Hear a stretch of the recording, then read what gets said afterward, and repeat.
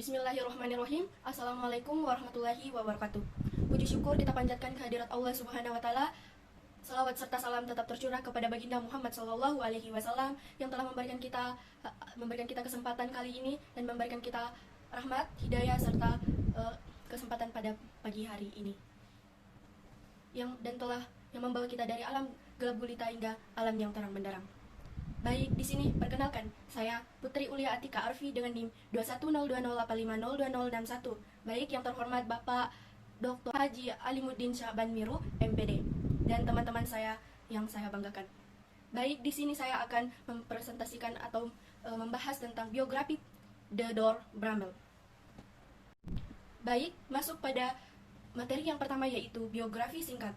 Di sini saya dapat mengetahui bahwa biografi singkat Theodore Bramel lahir pada tanggal 20 Januari 1904 dan wafat pada tahun 1987. Dia adalah seorang filsuf dan pendidikan yang mendukung filsafat pendidikan rekonstruksianisme sosial. Filosofinya berawal pada tahun 1928 ketika ia mendaftar sebagai mahasiswa doktoral di Universitas Chicago di bidang filsafat, di mana ia dilatih di bawah filsuf progresif dan politis T.F. Smith. Setelah tertarik dengan filosofi pendidikan, John Dewey Bramel mengembangkan teorinya sendiri tentang sekolah sebagai sumber utama untuk membawa perubahan politik dan sosial. Di sini lagi ada jenjang karir. Di sini jenjang karir Bramel adalah mendukung atau temukan Uni Soviet dan sering menulis artikel tentang hubungan antara pengajaran dan perubahan sosial, seperti kebanyakan dalam gerakan pendidikan progresif. Tujuannya adalah indoktrinasi siswa dalam menggulingkan sistem kapitalis Amerika. Dalam sebuah artikel di jurnal kiri The South Frontier pada tahun 1936, Bramel menulis sebuah artikel berjudul Career Marx and the American Teacher, di mana ia menguraikan pada banyak cara halus seorang guru dapat mempengaruhi murid-muridnya ke dalam pemikiran kolektivis. Bramel juga sering menjadi kontributor jurnal Prof. Stalin atau Science and School. Pada kehidupan di masa mudanya, Theodore Brunhart atau Kurt Bramel lahir di Louisville, Wisconsin pada tahun 1904. Setelah ia lulus dari Louisville High School pada tahun 1922, ia melanjutkannya ke Ripon College, di mana ia menerima gelar AB dalam bahasa Inggris pada tahun 1926.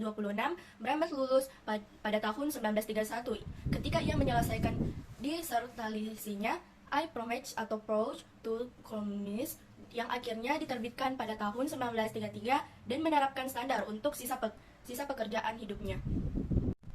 Kemudian kehidupannya pada saat setelah menerima gelar doktor, setelah menyelesaikan gelar doktornya pada tahun 1931, ia menghabiskan sebagian besar waktunya mengajar di berbagai tempat pendidikan tinggi. Di pertama kali mengajar di Long Island University pada tahun 1931 sampai 1935 dan Adelaide College pada tahun 1939 sampai 1939 di New York. Ia kemudian melanjutkan ke Universitas of Minnesota pada tahun 1939 sampai 1947 di New York University. Kemudian selama bertahun-tahun mengajar, ia terus meneliti ide-ide tentang rekonstruksinya dengan penerapannya ke dalam kehidupan sekolah di Flowood High School di Minnesota. Dalam proyek ini, ia bekerja dengan administrator untuk mengembangkan program pendidikan untuk junior dan senior yang melibatkan pembelajaran dengan berpikir kritis.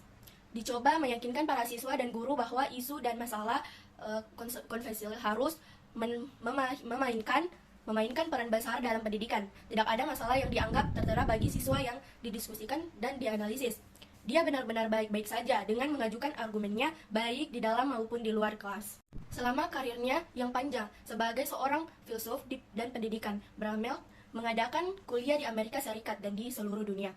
Dia menjadi penulis lebih dari selusin buku yang berkaitan dengan filosofi rekonstruksianismenya. Pada tahun 1945, ia meneliti problems in the public schools, yang menentang ketidakadilan sosial seperti prasangka, diskriminasi, dan eksploitasi ekonomi di sekolah. Melanjutkan filosofi, ia menerbitkan Patents of Educational Philosophy, A Democracy Interpretation pada tahun 1950 yang membantu menumbuhkannya pandangan tentang 4 filosofi pendidikan tentang esensialisme, peneranalisme, progresivisme, dan rekonstruksionisme. Dia memutuskan bahwa dari 4 filsafat, rekonstruksionisme adalah filsafat yang paling sesuai dengan periode waktu. Antara 1957 dan 1967, Bramett menulis 3 buku. Kemudian Yayasan Pendidikan Budaya, sebuah eksplorasi interdisipliner, menceritakan tentang utang-utangnya kepada para antropolog dan memenuhi filosofinya. Keduanya menjelaskan contoh di mana filosofi telah diterapkan. Salah satu buku Bramett selanjutnya, The Teacher as World Tigines, merangkum harapan dan impiannya dengan cara yang berbeda. Narator dalam buku ini menceritakan pandangannya dari tahun 2001, melihat ke masa lalu dan mengingat semua perubahan pendidikan yang telah terjadi. Kemudian kehidupan kelaknya. Menjelang akhir hayat Theodore Bramell, ia menjadi profesor emeritus di Universitas Boston, tetapi terus mengajar di Springfield College di Massachusetts dan di Universitas Hawaii, di mana ia terus menyebarkan berita tentang teori rekonstruksionismenya, seperti yang telah ia lakukan untuk sebagian besar kehidupan profesionalnya. Dia terus menulis surat kepada editor surat kabar yang mengajarkan artikel untuk jurnal sampai kematiannya pada Oktober 1987 di Durham, North Carolina, di umur 83. Di pandangan Bramell, filosofi pendidikan Bramell disebut rekonstruksionisme. Dia bukan orang pertama yang mengemukakan ide ini, tetapi dia adalah orang yang pertama mendukungnya secara terbuka. Menanggapi kritis yang ada pada masa itu, ia percaya bahwa rekonstruksionisme di sekolah adalah solusi dari masalah tersebut. Dalam bukunya dijelaskan menguraikan 2 peran utama rekonstruksionisme.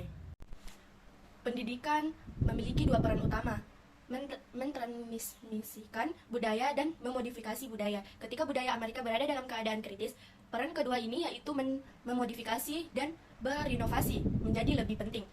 Rekonstruksionisme, tegas Bramett, adalah filsafat krisis. Ahli rekonstruksi sangat jelas tentang jalan mana yang harus ditempuh umat manusia, tetapi dia sama sekali tidak jelas tentang jalan mana yang akan diambilnya. Dengan filosofi konstruksionisme ini, fokus utamanya adalah menciptakan sistem sekolah dengan demokrasi di mana topik-topik kontroversial memainkan peran besar. Siswa diharapkan menggunakan pikiran mereka dan mengajukan pertanyaan ketika filosofi ini digunakan.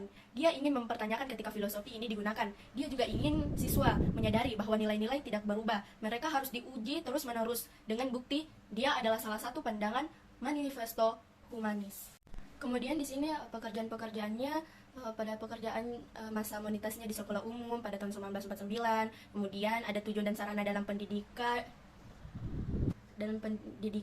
penilaian abad pertengahan pada tahun 1950, filsafat pendidikan dalam verifikasi budaya pada tahun 1955, kemudian menuju filsafat pendidikan yang direkonstruksi pada tahun 1956, kemudian Yayasan Budaya Pendidikan, sebuah eksplorasi interdisipliner pada tahun 1957, kemudian pembuatan kembali budaya, kehidupan dan pendidikan di Puerto Rico 1959, kemudian pendidikan sebagai kekuatan 1965, penggunaan ide peledak dalam pendidikan budaya, kelas dan evolusi pada tahun 1965. Kemudian pendidikan sebagai kekuatan pada tahun 1969, dan banyak lagi pekerjaan-pekerjaannya, dan akhirnya itu pekerjaan yang dapat dia lakukan selama masa hidupnya. Baik, di sini masuk pada karya-karyanya Theodore Bramell. Di sini ada 3 buku. Buku yang kedua itu ada, kita lihat buku yang sudah saya tampilkan, yaitu buku yang berjudul Policeman, Court and Deduction. Kemudian buku yang kedua yaitu Politics of Education in Cultural Perspective. Kemudian yang ketiga itu bukunya yang berjudul The Rise of Exploitative Ideals in Education, yang ditulis oleh Theodore Bramell. Baik, itulah tadi hasil pemaparan materi saya tentang biografi Theodore Burkhard Bramell secara singkat. Mohon maaf kurang lebihnya apabila ada salah kata. Terima kasih. sudah menonton. Sekian dari saya. Assalamualaikum warahmatullahi wabarakatuh.